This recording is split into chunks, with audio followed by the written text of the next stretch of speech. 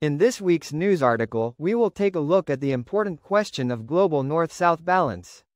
At the G7 summit in Apulia, Italy, Prime Minister Narendra Modi emphasized the importance of addressing the priorities and concerns of the Global South.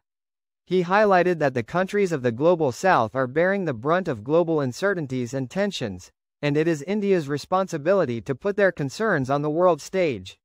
Modi stressed that India is committed to fostering close ties with Africa and cited the landmark moment when the African Union became a permanent member of the G20 during India's presidency. The Global South, comprising developing and emerging economies, faces significant challenges in the current international system. The dominance of the Global North in institutions like the United Nations and related organizations often marginalizes the concerns and interests of the Global South. To address this imbalance, the Global South should consider establishing its own equivalent of the UN and related organizations to promote its representation, voice, and development priorities. The countries of the Global South should consider establishing their own equivalent of the United Nations and related international organizations for several key reasons. 1. Representation and voice. The current UN system is dominated by the Global North, with the permanent members of the UN Security Council being primarily Western nations. This has led to a lack of adequate representation and voice for the concerns and interests of the Global South. 2.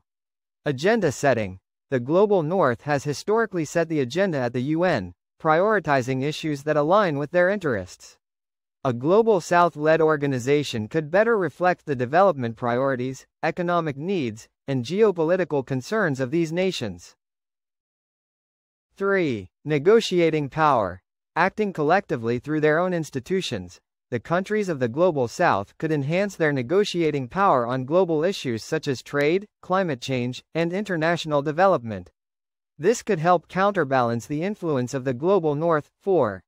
South-South cooperation. A Global South-led organization could better facilitate and promote South-South cooperation, allowing developing countries to share knowledge, technology, and resources more effectively. This could accelerate economic and social progress in the Global South. 5. Challenging global governance. Establishing parallel institutions could provide the Global South with a platform to challenge the existing global governance structures, which are often seen as biased towards the interests of the Global North. This could lead to a more equitable and inclusive international system. In summary, the countries of the Global South should consider setting up their own equivalent of the UN and related organizations to enhance their representation, influence global agendas, strengthen their negotiating power, promote South-South cooperation, and challenge the current global governance structures that often marginalize their interests.